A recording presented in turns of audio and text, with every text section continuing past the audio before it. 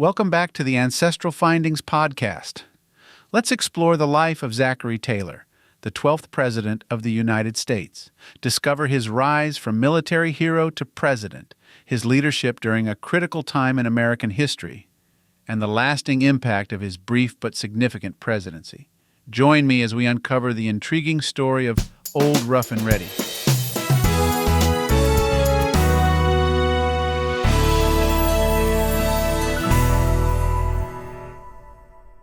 Zachary Taylor was born on November 24, 1784, in Orange County, Virginia. He was the third of 9 children born to Richard and Sarah Dabney Strother Taylor.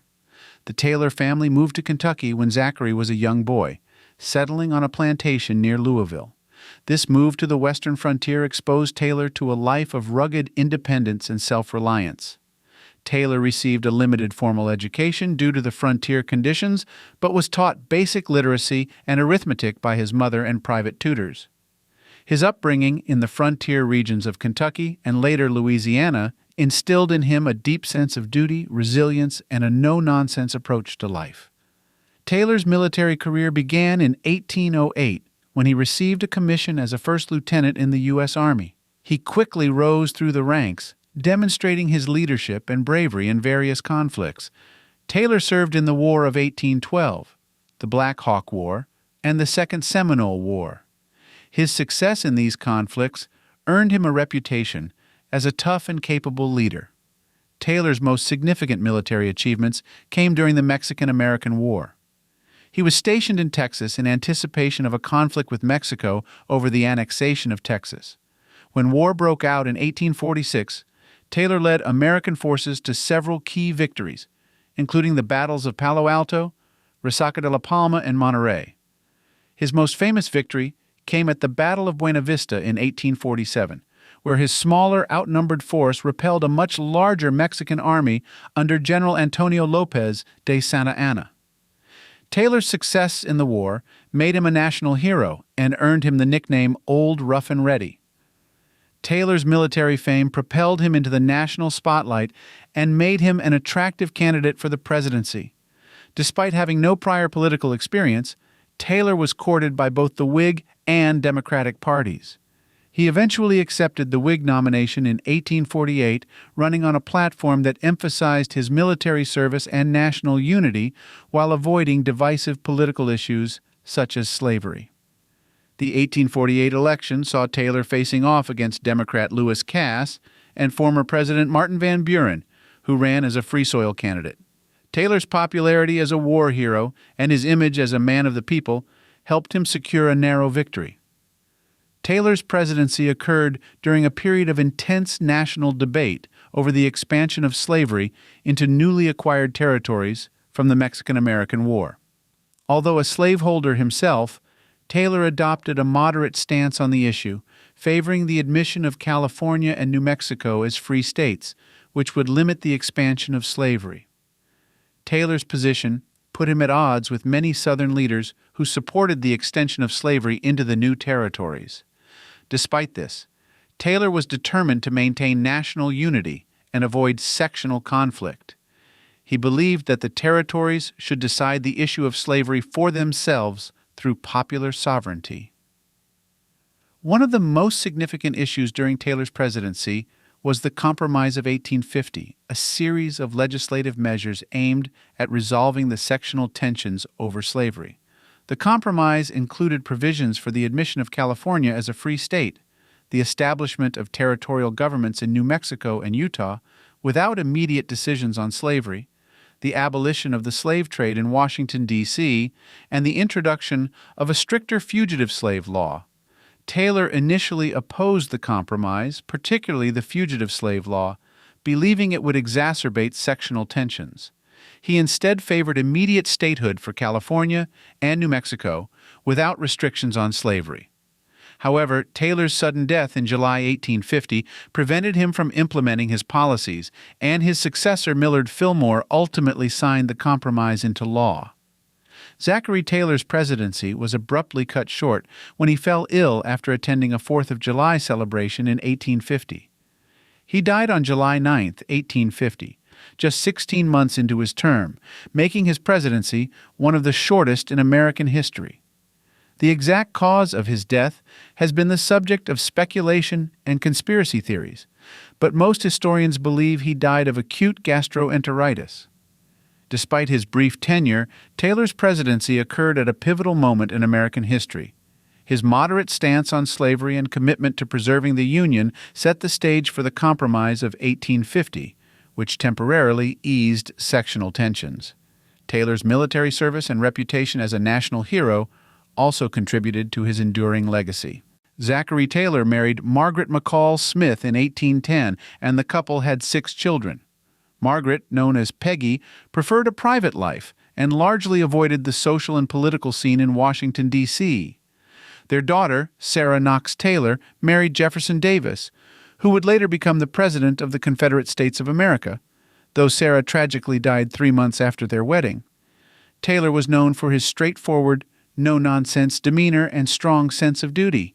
His military background shaped his approach to leadership, emphasizing discipline, resilience, and pragmatism. Taylor's modesty and lack of political ambition distinguished him from many of his contemporaries, and he was often described as a reluctant politician who viewed public service as a duty rather than a career. One of the most intriguing aspects of Zachary Taylor's presidency was his reluctance to enter politics. Unlike many of his predecessors, Taylor had no political experience and expressed little interest in the office before his nomination. His sense of duty and national service drove him to accept the Whig nomination, and his presidency reflected his pragmatic and nonpartisan approach to governance. Although Taylor was a slaveholder, his stance on the expansion of slavery into new territories was moderate and somewhat progressive for his time. He opposed the extension of slavery into California and New Mexico, believing that it would lead to unnecessary conflict. This position alienated many Southern leaders, but demonstrated Taylor's commitment to preserving the Union. Taylor's sudden death in 1850 has been the subject of speculation and conspiracy theories. Some have suggested that he was poisoned due to his stance on slavery and the Compromise of 1850. In 1991, his remains were exhumed and tested for arsenic poisoning, but the results were inconclusive. The most widely accepted explanation is that he died of natural causes, likely acute gastroenteritis. Zachary Taylor's legacy is complex, shaped by his military service, moderate political stance, and untimely death.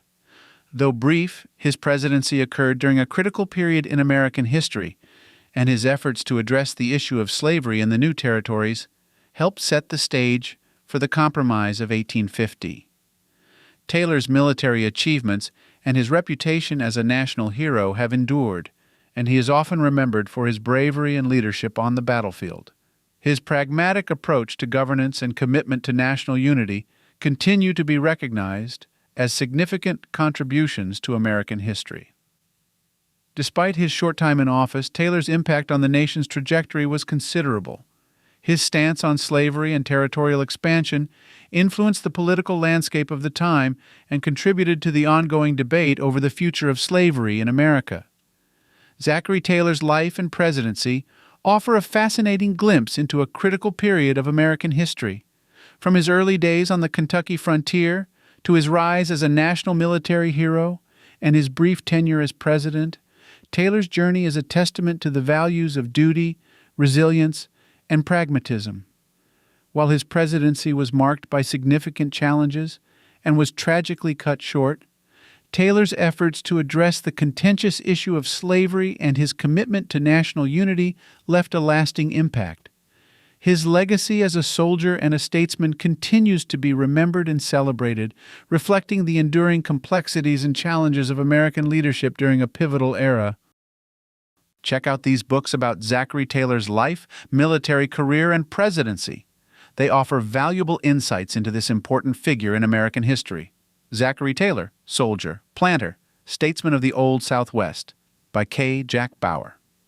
This comprehensive biography by K. Jack Bauer offers a detailed account of Taylor's life, from his early years and military career to his brief presidency. Bauer provides a thorough analysis of Taylor's character, leadership style, and impact on American history, Old Rough and Ready, The Life and Times of Zachary Taylor by Nathan Aaseng. Nathan Aaseng's biography provides an accessible and engaging narrative of Taylor's life, focusing on his military exploits and his role in the Mexican-American War. The book offers valuable insights into Taylor's leadership and his journey to the presidency. Zachary Taylor, The 12th President, 1849 to 1850 by John S. D. Eisenhower. Part of the American President series, this concise biography by John S. D. Eisenhower, the son of President Dwight D. Eisenhower, explores Taylor's presidency, military career, and personal life. The book provides a balanced overview of Taylor's contributions and legacy. Zachary Taylor by John Eisenhower and David Eisenhower. This biography by John and David Eisenhower delves into Taylor's life and career, offering insights into his military service and his time as president. The authors provide a well-rounded portrait of Taylor, highlighting his strengths and challenges. Zachary Taylor, Soldier and President by Holman Hamilton. Holman Hamilton's two-volume biography is a detailed and scholarly account of Taylor's life. The first volume covers his military career, while the second volume focuses on his presidency and political achievements. Together, these books offer an in-depth exploration of Taylor's life and legacy.